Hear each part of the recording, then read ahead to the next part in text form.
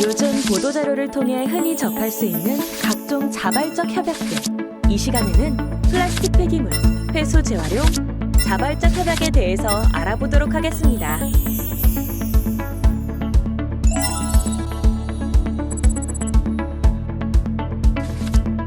자발적 협약 제도는 폐기물 부담금 대상 품목 중 재활용 기술이 발달하면서 재활용이 가능해진 품목의 국가 재활용 여건 개선과 자원 순환 촉진을 유도하기 위한 제도입니다. 폐기물 부담금 대상 플라스틱 제품 제조업자 또는 수입업자가 환경부 장관과 폐수 재활용에 대한 협약을 체결하고 이를 이행한 경우에는 폐기물 부담금을 면제받게 됩니다. 자발적 협약은 1년 단위로 체결하는 것이기 때문에 협약 품목도 매년 변경됩니다. 2008년 8개 품목으로 시작하여 2020년 현재는 16개 품목이 대하여 협약을 체결 이행 중인데요. 2020년도 협약 품목은 다음과 같습니다. 그러면 자발적 협약은 어떻게 운영될까요? 우선 재활용하고자 하는 연도를 타겟 연도라고 한다면 그 전년도에 협약을 체결하여야 하고 타겟 연도 다음 연도에 재활용 실적이 확정됩니다. 이때 협약 체결 시 제시한 재활용 의무량만큼 재활용하지 못한 경우 미이행 부과금이 부과됩니다. 세부 일정은 다음과 같은데요. 타겟 연도 전년도에는 신규 및 갱신 요청을 받고 이에 대한 심사를 통해 합격 품목의 생산자 또는 단체와 협약 체결을 하게 됩니다. 타겟 연도에는 협약을 이행하게 되며 타겟 연도 다음 연도에는 출고 수입 실적 및 협약 이행 결과 보고서를 제출받아 이행 결과를 검토 및 확정하고 협약 미이행 품목에 대하여 미이행 부과금을 부과합니다.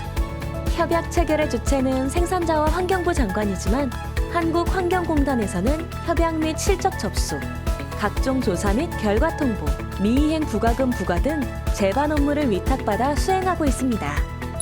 그런데 생산자가 자발적 협약을 신청하고 재활용 의무를 이행하기 힘든 게 사실입니다. 그래서 자발적 협약에서는 자발적 협약을 대행하는 단체를 통해 협약 의무를 이행할 수 있습니다. 2020년 협약 대행 단체 현황은 다음과 같습니다. 다만 매번 협약 품목 및 의무 이행 단체가 변경될 수 있으니 확인 바랍니다. 협회 현황은 화면에 QR코드로 접속하여 확인할 수 있습니다. 단체에 가입했다고 하더라도 생산자는 출고 수입 실적서를 이행년도 다음해 3월 31일까지 공단에 제출해야 합니다. 출고 수입 실적서는 폐기물 부담금 시스템에 입력하여 제출합니다. 단, 산출 기초자료 및 증빙자료는 첨부 파일로 제출해야 합니다. 우선 출고 수입 실적량의 근거가 되는 산출 기초자료 작성 방법부터 알아볼까요? 제조업자인 경우 산출 기초자료, 자발적 협약 운영 지침 별제 제7호 서식을 작성합니다. 업체 정보 1번에서 9번의 작성이 끝났으면 품목별 세부 정보를 함께 작성해 볼까요? 우선 제품 한 단위당 정보를 작성합니다. 예를 들어 생활용품 중 밀폐용기 ABC 200ml 개당 무게가 200g인데 생산 시 신재 원료가 150g, 재활용 원료가 30g, 색소 등 첨가제 20g이라면 다음과 같이 작성합니다. 다음은 출고 개수 정보를 작성합니다. 업체에서 출고된 것 중에도 자발적 협약 대상과 비대상이 있으므로 구분하여 기재합니다. ABC 200ml를 연간 200개를 생산했고 전년도 재고가 100개 있습니다. 이 중에서 우리 회사 브랜드로 출고된 것이 100개, 수출한 것이 50개, 타 회사 브랜드로 출고, 즉 OEM이 110개인 경우 다음과 같이 작성합니다. 즉 제조 또는 재고량을 출고된 양 17번, 22번과 출고되지 못한 양 26번으로 구분하고 출고되었지만 자발적 협약의 대상이 되는 출고량 17번과 비대상이 되는 출고량 22번으로 구분 작성하는 것입니다.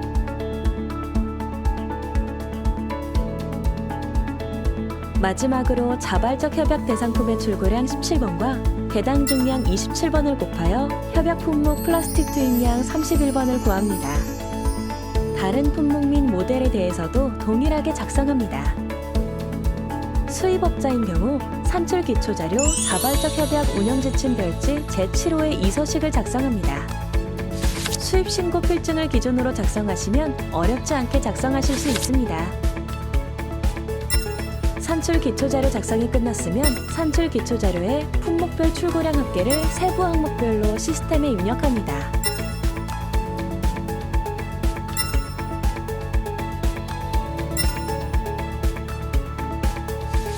폐기물 부담금 출고 수입 실적서를 작성해본 생산자라면 양식이 왠지 비슷한 것 같은데요.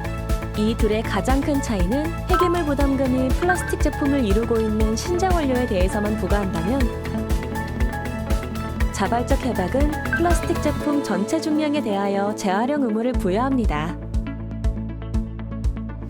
출고 수입 실적서를 제출하고 보니 잘못 제출했음을 알게 된 경우 어떻게 할까요? 협약 이행 결과 통보 전이라면 폐기물 부담금 시스템을 통해 수정 제출하고 통보 후라면 통보일로부터 15일 이내 이의 신청을 하면 됩니다.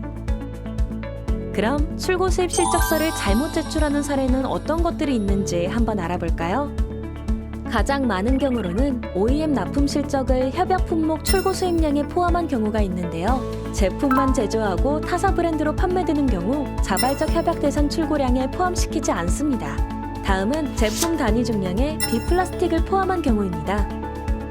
제품 단위 중량 세부 항목 중 30번 비대상 물질 투입량에는 플라스틱은 아니나 플라스틱 제품 제조에 필요한 첨가물 등을 기재하는 곳으로 비플라스틱, 예를 들어 금속, 종이 등을 기재하지 않도록 유의합니다. 마지막으로 폐기물 부담금 대상 출고량과 헷갈려 신재 원료 투입량에 대해서만 제출한 경우입니다.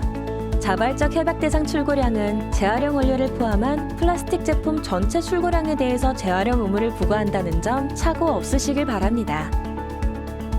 최근 자발적 협약 참여를 원하는 재활용 사업자들이 많습니다. 재생원료 판매 수익 이외에 재활용 지원금을 획득할 수 있기 때문인데요. 협약에 참여하기 위해서는 우선 재활용 대상 품목이 자발적 협약 품목이어야 합니다.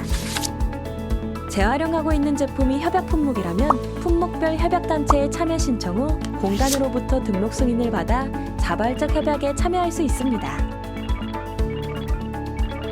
그 후 재활용 사업자는 계약 품목에 대하여 자발적 협약 운영 지침에서 정한 재활용 방법으로 재활용을 하고 이에 대한 실적을 제출하면 공단에서 최종 인정한 재활용 실적의 범위 내에서 단체는 재활용 사업자에게 재활용 지원금을 지급합니다. 잠깐 자발적 협약 운영 지침에 따른 재활용 방법을 살펴볼까요? 자발적 협약 운영 지침에 따른 재활용을 실시했다면 이를 증빙하기 위해 회수 재활용 관리 대장을 작성하여야 합니다. 협약 품목을 회수한 내역을 1번 란에 작성하고 재활용한 제품을 판매한 양을 2번 란에 기재합니다. 3번 란에는 선별 등 재활용 공정에서 발생한 폐기물 또는 협약 품목 외의 품목을 다른 업체에 위탁하여 처리한 내역이 있다면 작성하고 마지막으로 4번 란에 1번의 회수량에서 2번과 3번의 방법으로 처리한 양을 제외한 수량을 기재하면 됩니다.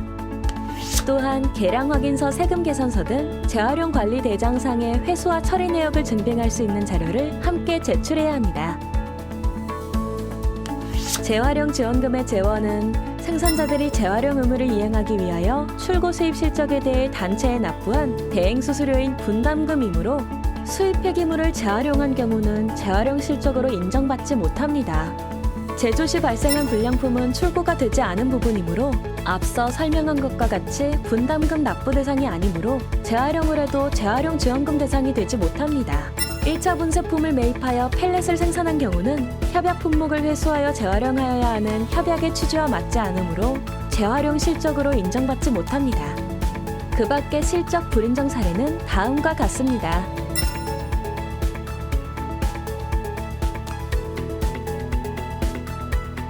우리가 만드는 새로운 미래, 위기를 기회로, 쓰레기를 자원으로 자발적 협약 제도가 여러분과 함께 만들어갑니다.